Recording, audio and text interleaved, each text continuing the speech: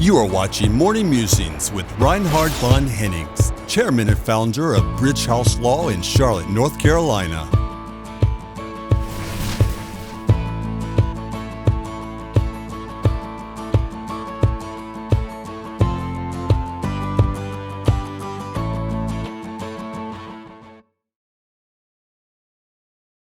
What is an SPAC?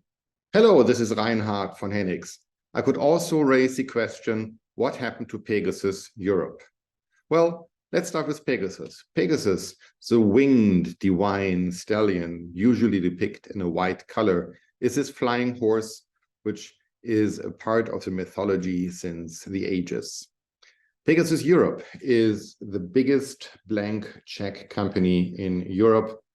It was backed up by Louis Vuitton and his founder and world's richest man, Bernard Arnault, and the former unit credit chief, Pierre Mustier.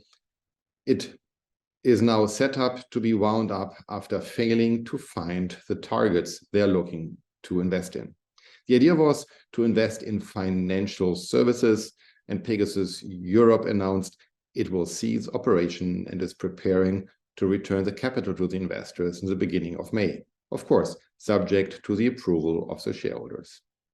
The SPAC floated on the Amsterdam exchange in December of 2021. It raised 200 million euros, which is approximately 230 million US dollars. The company is now preparing to return the capital. And while we're talking about an SPAC, keep in mind, it is a risky investment, or is it not? Well, let's talk about the upsides and downsides of the SPACs. So what is an SPAC? The Special Purpose Acquisition Company is a type of an investment vehicle which is created for the one purpose, specifically to raise capital through an initial public offering, the traditional IPO, for the purpose of acquiring an existing company. So the capital raised through an IPO is then placed in a trust. Nobody knows which company it will be. And the SPAC management team gets up to the chase. It searches for a private company it wants to acquire and then indirectly take public. Once the company is identified, the SPAC uses the funds and trust to purchase the target company, which at that time then is a publicly traded company. These vehicles have been increasingly popular in the last years. Why? Because it's a way to avoid a traditional IPO. It is also a way to give investors an opportunity to invest in private companies before they go public, thus realizing some kind of upside potential here.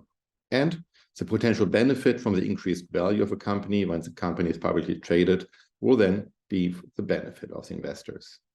However, SPACs also carry risk. The biggest risk, of course, is the possibility that the target company may not be attractive, or that the SPAC may fail to find any suitable target within a specified time frame. And that's relevant.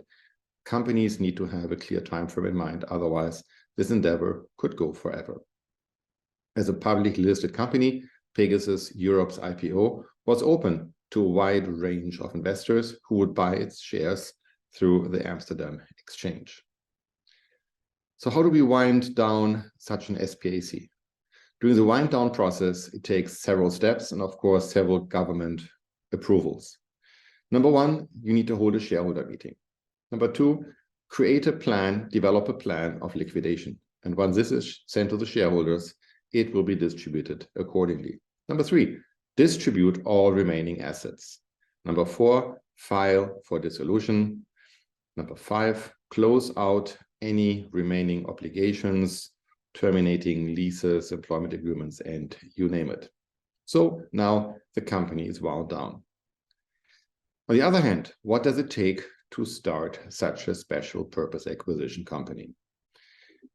There are a few general legal tips to keep in mind. Number one, choose a legal structure, whether it's a limited liability or a corporation, an LLC, or you name it. It has all its own advantages and disadvantages.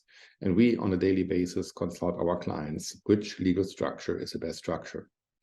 Number two, Even though it sounds esoteric and kind of different, this company has to comply, and that's number 2, with SEC regulations. Just because it is an SPAC, it does not mean that the SEC has no say with that.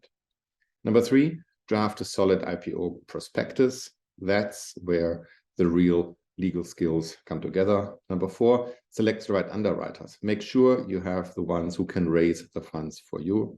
Number 5, make a clear development and acquisition strategy.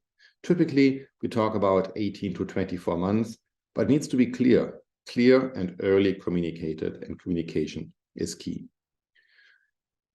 Be transparent with investors is my number 6 item. SPAC investors are typically institutional investors or high net worth individuals who really know what it is in the investment field. You need to be clear with them and communicate. And lastly, number 7, plan for risks, plan for contingencies. Just to start one, it doesn't mean that you are foolproof. So the question for you today is now, would you consider an SPAC to raise funds for your company, or to use this in order to build up a group of companies? Or do you like the crowdfunding idea better?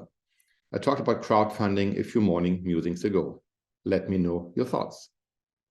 Whether you're a private citizen, an international business leader, or simply someone eager to stay on top of the latest news, this book is a great way to get caught up on the most recent developments in the worlds of international business, tax, politics, and social affairs.